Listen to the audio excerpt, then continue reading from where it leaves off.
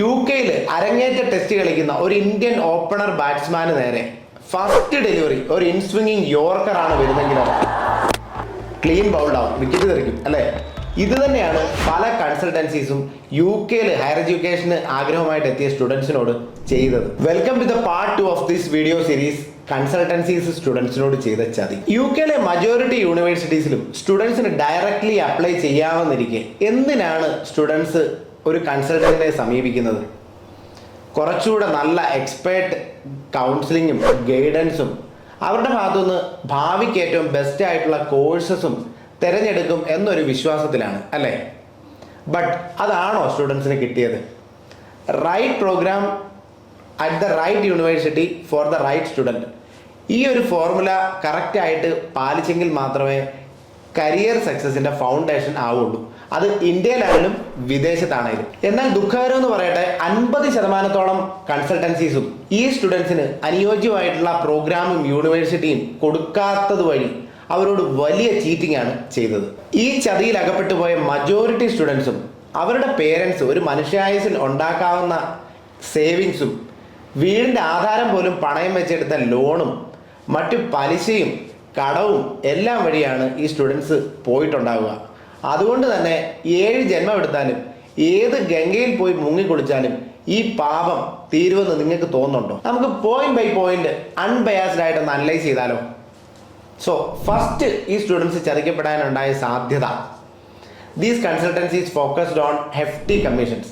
നമുക്ക് യു കെയിലെ യൂണിവേഴ്സിറ്റീസിനെ ഒരു 4 കാറ്റഗറിയിൽ പെടുത്താം. First category Imperial College London, London School of Economics, Oxford, Cambridge, അതുപോലെ റസൽ ഗ്രൂപ്പ് യൂണിവേഴ്സിറ്റീസ്, അതായത് യു കെയിലെ ഏറ്റവും premium universities.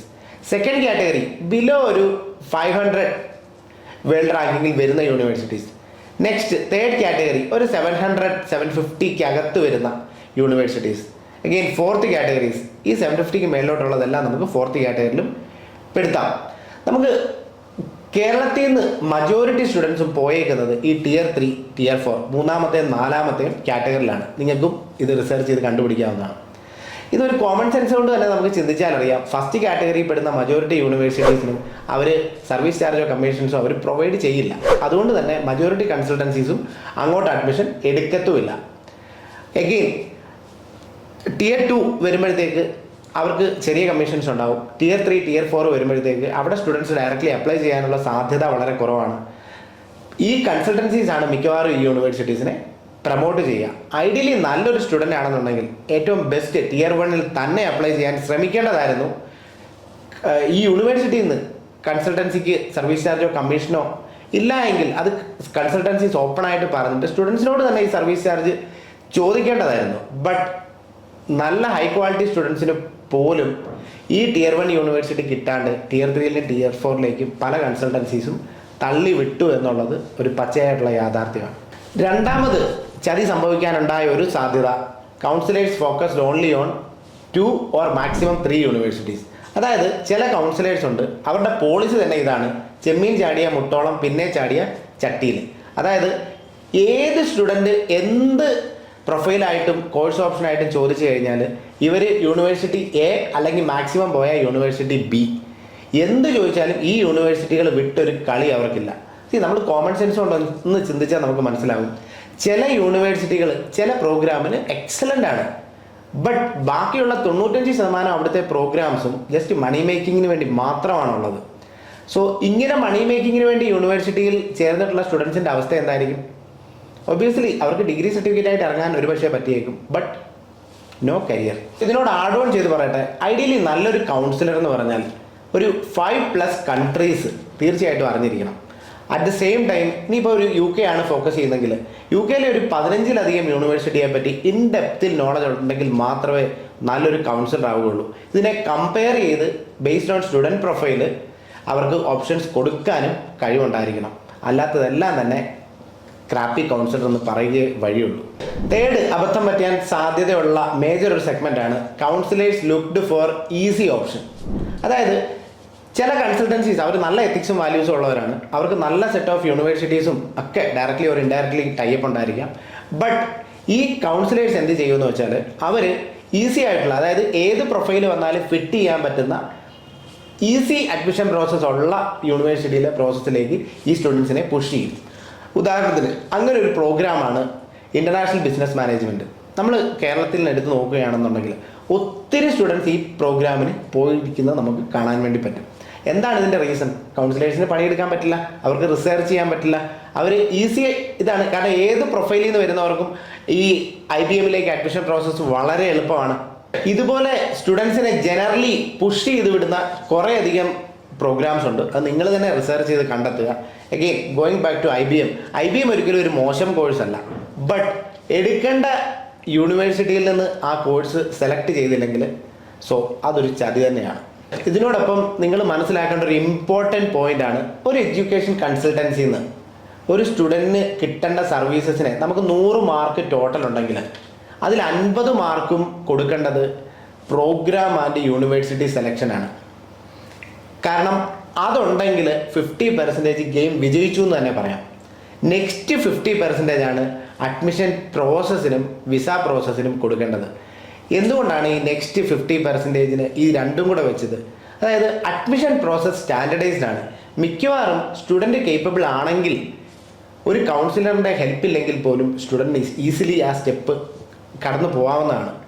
Then again visa process, അതിൻ്റെ ചെക്ക് ലിസ്റ്റ് ഉണ്ടെങ്കിൽ, ഡോക്യുമെൻ്റ് ചെക്ക് ലിസ്റ്റ് ഉണ്ടെങ്കിൽ ആ ചെക്ക് ലിസ്റ്റിന് അനുസരിച്ചുള്ള കാര്യങ്ങൾ റിക്വയർഡ് ഓർഡറിലും അതിനകത്ത് വേണ്ട കാര്യങ്ങൾ റിക്വയർഡ് ആട്രിബ്യൂട്ട്സും ഉണ്ടെങ്കിൽ വിസയുടെ കാര്യവും ഓൾമോസ്റ്റ് സെറ്റാണ്.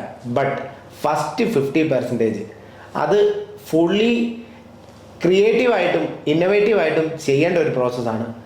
അതിന് 50 മാർക്ക് കൊടുത്തേ പറ്റുള്ളൂ. Fourth and one of the most important point, unethical marketing. പല കൺസൾട്ടൻസിയുടെയും ഈ UK അഡ്വർടൈസ്മെൻറ്റ് പ്രത്യേകിച്ച് കണ്ടു കഴിഞ്ഞാൽ സ്റ്റുഡൻസ് പെട്ടുപോയില്ലെങ്കിലേ അത്ഭുതപ്പെടാനുള്ളൂ. ഞാൻ അതിലെ ഇമ്പോർട്ടൻ്റ് ആയിട്ടുള്ള കുറച്ച് പോയിന്റേഴ്സ് ഒന്ന് വായിക്കാം. First point, admission guarantee, offer letter within 24 hours. നിങ്ങളൊന്ന് ചിന്തിച്ച് നോക്കുക, അഡ്മിഷൻ ഗ്യാരണ്ടി എന്ന് പറയുകയാണെന്നുണ്ടെങ്കിൽ അത് എങ്ങനെയുള്ള യൂണിവേഴ്സിറ്റിയിൽ നിന്നാവാം അഡ്മിഷൻ ഗ്യാരണ്ടി കൊടുക്കാൻ വേണ്ടി പറ്റുക? അതും 24 മണിക്കൂറിനുള്ളിൽ ഓഫർ ലെറ്റർ ആണെങ്കിലോ? നിങ്ങളുടെ പ്രൊഫൈലൊന്ന് ഡീറ്റെയിൽ ആയിട്ട് ചെക്ക് ചെയ്യാൻ തന്നെ എത്ര സമയം വേണ്ടി വരും? നമ്മുടെ +2ൻ്റെ അഡ്മിഷൻ ഇവിടെ നാട്ടിലാണെങ്കിൽ പോലും അത് കിട്ടില്ല. Next point, scholarship guarantee. ഇത് വളരെയധികം ശ്രദ്ധിക്കേണ്ട ഒരു കാര്യമാണ്. ജനറലി എന്തിനൊക്കെ ആയിരിക്കും ഒരു യൂണിവേഴ്സിറ്റി നമുക്ക് സ്കോളർഷിപ്പ് തരേണ്ടത്?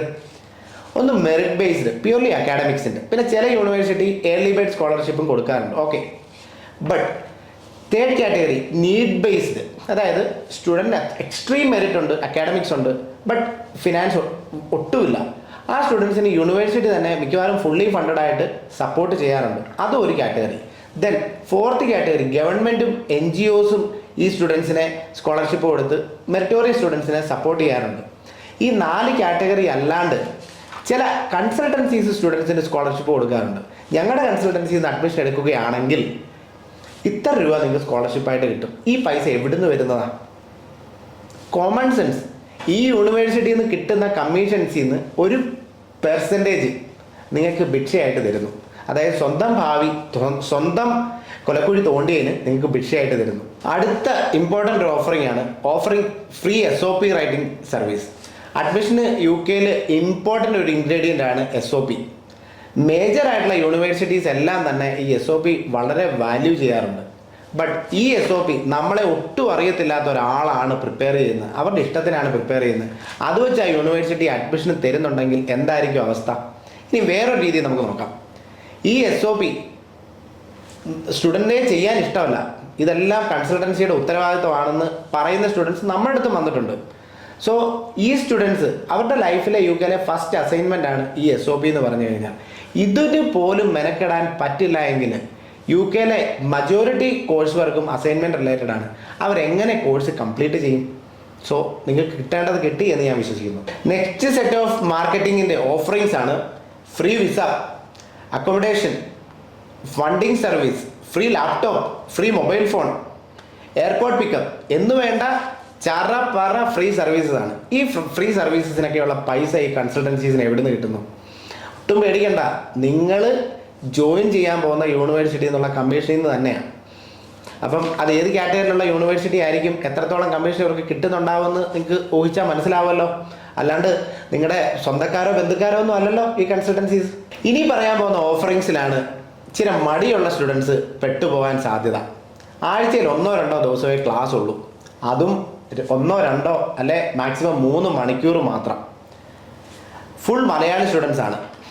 ഇപ്പം മലപ്പുറത്തിൻ്റെ എടുക്കുകയാണെന്നുണ്ടെങ്കിൽ വേങ്ങര, മഞ്ചേരി, കൊണ്ടോട്ടി ഇവിടുന്നൊക്കെയാണ് സ്റ്റുഡൻസ്. നമുക്ക് ഓരോ ജില്ല എടുക്കാമെന്നുണ്ടെങ്കിൽ ആ ജില്ലയിൽ നിന്ന് അവർ പെരുക്കി പറയും. എന്തുകൊണ്ടാണ്? വേറെ സ്റ്റേറ്റിൽ നിന്ന് പോലുള്ള സ്റ്റുഡൻസ് ചിലപ്പം ആ ക്ലാസ്സിലോ ആ യൂണിവേഴ്സിറ്റിയിലോ ഉണ്ടാവില്ല. എഗെയിൻ നോ എക്സാംസ്, ഇവിടെ വലിയ എക്സാം ഒന്നുമില്ല, നിസ്സാരമായിട്ട് പാസ്സായി പോവാം. അടുത്ത ഹ്യൂജ് ഓഫറിങ്, നിങ്ങൾ ചെറിയ ഫീസ് അടച്ച് ജോയിൻ ചെയ്താൽ മതി, ബാക്കി ഫീസ് നിങ്ങൾക്ക് പാർട്ട് ടൈം ജോബ് ചെയ്ത് അടയ്ക്കാം. എങ്ങനെയുണ്ട് ഓഫർ? സൂപ്പറല്ലേ? ഇനി നിങ്ങൾ പറ, ഇങ്ങനെ അറിഞ്ഞോ അറിയാതെയോ കോഴ്സും യൂണിവേഴ്സിറ്റിയും സെലക്ട് ചെയ്ത് പോയ സ്റ്റുഡൻസിന് full time high paying job പോയിട്ട് എന്തെങ്കിലും ഒരു ജോബ് കിട്ടാനുള്ള സാധ്യതയുണ്ടോ? Post your comments. ഈ വീഡിയോ ഇഷ്ടപ്പെട്ടെങ്കിൽ ലൈക്ക് ചെയ്യുക, കമൻറ്റ് ചെയ്യുക. ഈ ചാനൽ ഇതുവരെ സബ്സ്ക്രൈബ് ചെയ്യില്ലെങ്കിൽ സബ്സ്ക്രൈബ് ചെയ്യുക. Thank you for watching and see you in the part 3. Stay tuned.